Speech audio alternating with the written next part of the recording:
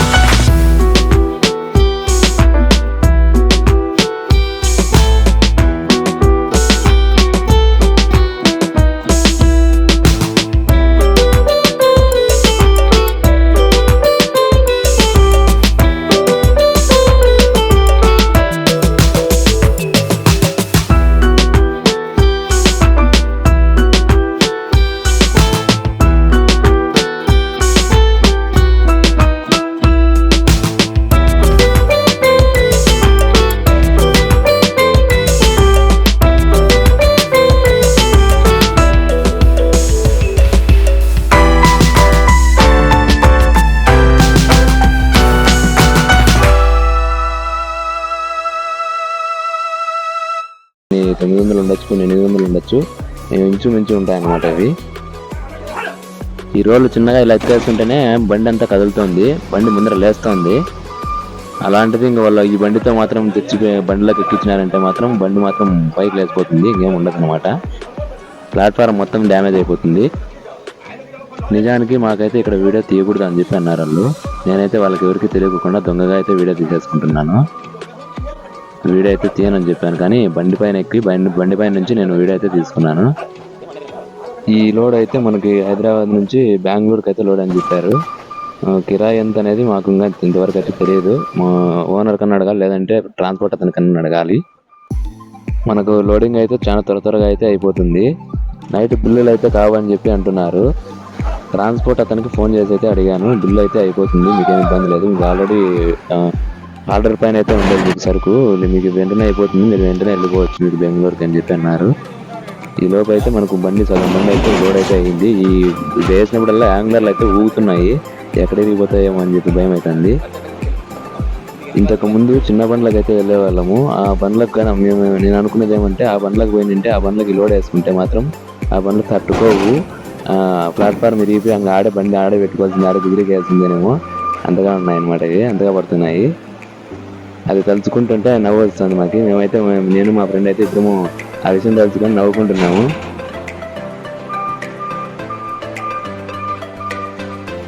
Almost కింద side అయితే అంతా లోడింగ్ అయితే అయిపోయింది. ఇంకా మళ్ళీ పైన వేస్తారంట. ఆ పైన వేసేటికి ఎలా వేస్తారో ఏమో చూడాలి.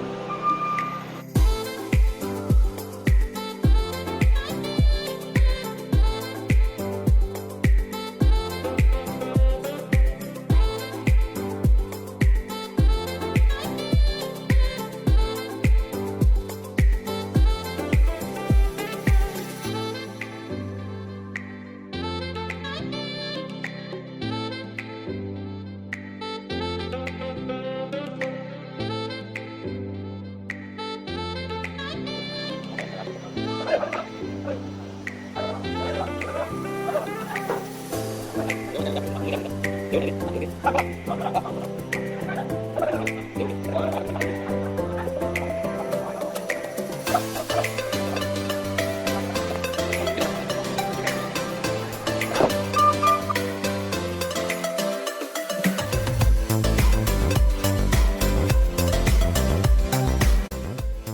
రోడ్లు హెచ్చు తగ్గు ఉండడం వలన పైన లోడింగ్ చేసిన దానికోసం చెక్కలు అయితే వేసుకునేసి రోడ్లు అయితే పంపిస్తున్నారు.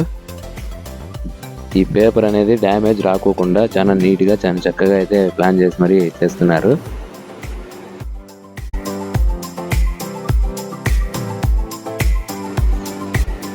ఈ రోడ్లు అలాగే వదిలేస్తే దొర్లుకుంటూ వెళ్ళిపోతాయని చెప్పేసి చెక్కలు అయితే దానికి చెక్కలు లాంటివి అయితే ఒకటి పెట్టేస్తున్నారు కదలడానికి.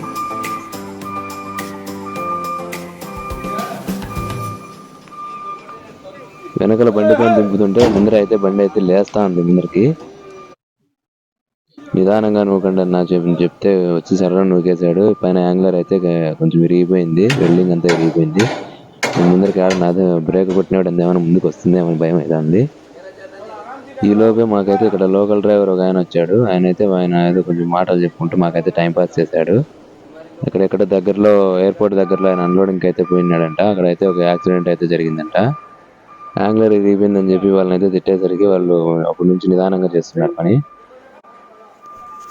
అక్కడి వరకు అయితే ఒక లెవెల్ అయితే ఉన్నాయని చెప్పేసి అక్కడ వరకు వేసేసారు. ఇంకా అక్కడ నుంచి మళ్ళీ డౌన్గా ఉంది కాబట్టి కింద కదలకోకుండా ఉండడం కోసము దానిలోకి అయితే కింద పక్కన చెక్కలు పెట్టి కొట్టేస్తున్నారు గట్టిగా, అక్కడ నుంచి కదలకుండా ఉండడం కోసము.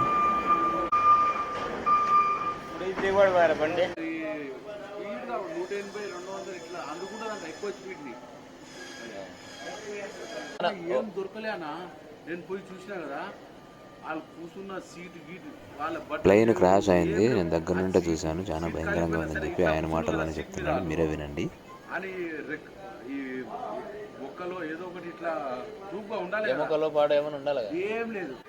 బ్లాస్ట్ అయిపోయి కనీసం బూడిది కూడా దొరకలేదు అని చెప్పి చెప్తున్నాడు. ఈలోగా లోడ్ అయితే కంప్లీట్ అయిపోయింది. క్యాంటీన్ మళ్ళీ క్లోజ్ అవుతుంది, వెళ్ళి ఫోన్ చేసి రాపడన్నారు. అందుకోసమని మేమైతే క్యాంటీన్ దగ్గరికి అయితే వెళ్తున్నాము. మళ్ళీ వచ్చి పట్ట కట్టుకుందాంలే అని చెప్పేసి వెళ్తుండగా అంత స్క్రాప్ అంతా ఇక్కడ ఉండింది దారిలో. ఇక్కడ మా వాడైతే చూపిస్తున్నాడు స్క్రాప్ అంటే మనం వచ్చిండేది మేము లోడింగ్ ఇదే పేపర్ అని చెప్పి చూపిస్తున్నాడు.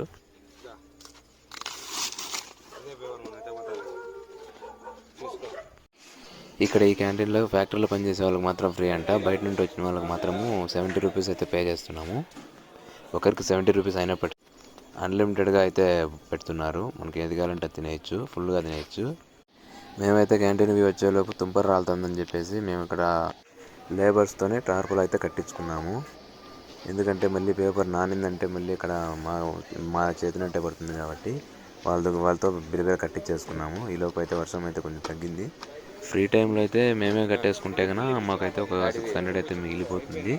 ఇప్పుడు వీళ్ళు కట్టిన దానికి 600 అంట. యాక్చువల్గా లోడింగ్ మామూలు 200 తీసుకున్నారు, తర్వాత పట్ట కట్టిన దానికి 400 తీసుకున్నారు. మొత్తం 600 అయితే ఛార్జ్ చేశారు. ఇక్కడ ఆల్మోస్ట్ టార్పులు అయితే కట్టించేసుకున్నాము. ఇక బిల్లుల కోసం అయితే వెయిట్ చేస్తున్నాం. బిల్లులు రాగానే బయలుదేరి వెళ్ళిపోవడమే.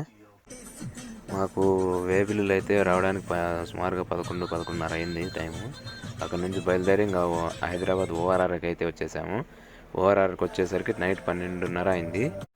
ఇక మేము బెంగళూరుకి వెళ్ళే లోపు అయితే ఉదయం 9 గంటలకు అయితే రీచ్ అవుతామని చెప్పేసి మ్యాప్లో అయితే చూపిస్తుంది. ఇక మా వాడైతే 70 రూపాయలకి ఎంత అయింది నచ్చన్నారని చెప్పేసి రోటీలు అన్ని తినేసినాడు. రోటీలు అన్ని తిని ఇంకా నిద్ర వస్తుంది అని చెప్పి నేను పోయి పనుకుంటాను చెప్పి వెనక్కి పోయి పనుకుంటున్నాడు. ఇక ఉదయాన్నే లేపి మా వాడిని అయితే బండి తోలరా అని చెప్పేసి తోలమని చెప్పాను. తనకు బండి ఇచ్చేసి నేను పనుకుందాం అనుకున్నా. ఈ లోపే టోల్గేట్ అయితే ఎంటర్ అయింది. టోల్గేట్లోకి వచ్చాము. పాస్ అవుతుంది అంటున్నాడు, 8 టోల్గేట్లు పాస్ అవుతుంది అంటున్నాడు. టోల్గేట్లు అయితే బండి పాస్ అవ్వలేదని చెప్పేసి మీరు కొద్దిసేపు వెనక్కి వెళ్ళి రండి అని చెప్పన్నారు. సరే దీంట్లో కాదు లేదంటే పక్క దాంట్లో వెళ్ళండి, దాంట్లో పాస్ అవుతుందని చూడండి అన్నారు. సరే అని చెప్పి మేము రివర్స్ అయితే వెళ్ళి పక్క దాంట్లో వెళ్ళడానికి చూస్తున్నాము. పక్క దాంట్లోవా దాంట్లోవా ఉదయాన్నే ఏమి ఇబ్బందులు ఏంటివి లేవు కాబట్టి ఈజీగా అయితే ఇంటికి రావడం లేవులే. లేదంటే ట్రాఫిక్ ఎక్కువ ఉందంటే కనుక జారికి రివర్స్ చేయలేము.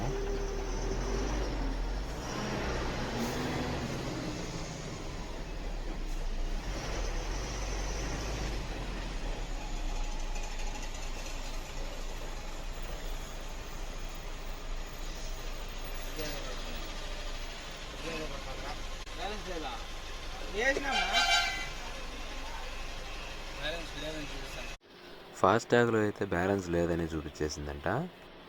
బండి ఓనర్ అయితే రీఛార్జ్ చేశాను మీరైతే వెళ్ళండి అని చెప్పి ఆయన అయితే 10 నిమిషాల నుంచి అంటున్నాడు. రీఛార్జ్ చేసిన వెంటనే అయితే అందులో యాడ్ అవ్వదు కాబట్టి ఒక 10-15 నిమిషాలు సైడే పెట్టుకొని తర్వాత రాండి అని చెప్పేసి వాళ్ళు అయితే అన్నారు. అందుకోసమని ఇంకా కొంచెం రివర్స్ వేసుకుని సైడ్లో పెట్టేసుకుందాం వచ్చేపు అని చెప్పి వెనక్కి పెట్టాను.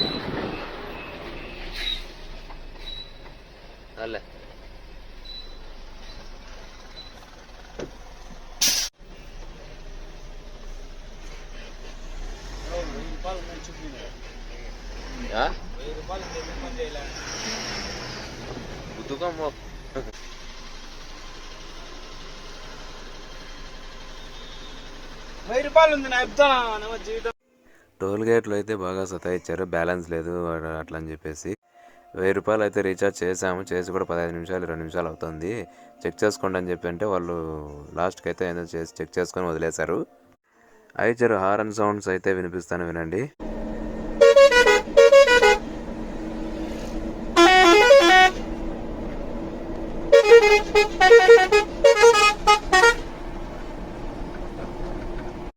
కంటిన్యూగా హారన్ కొడతా అంటే హైవే పోలీసులు ఉన్నారని చెప్పి సైలెంట్ అయిపోయాము. నిమిషాలు చెప్తా ఈడ కాదులే ఇంకా ముందర చెప్తా. మేమైతే ఇప్పుడు ఆల్మోస్ట్ బెంగళూరుకు దగ్గరగా అయితే ఉన్నాము. ఇక్కడ దగ్గరలో అయ్యప్ప స్వాములు అయితే పోతున్నారు. లిఫ్ట్ ఇద్దాం అనుకుంటే వాళ్ళు ఎక్కరని చెప్పేసి సైలెంట్ అయిపోయాము. ఇక్కడ నుంచి చిక్బల్లాపూర్కి కొంచెం ఒక 10 కిలోమీటర్లో 8 కిలోమీటర్లో ఉంది. అక్కడ నుంచి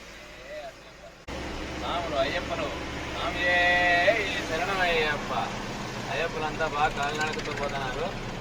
అయ్యప్పలైనా ఇలా అయ్యప్పలే డిఫరెంట్ డ్రెస్సులు వేసుకొని ఉన్నారు. అందుకే కన్ఫ్యూజ్ అయినా.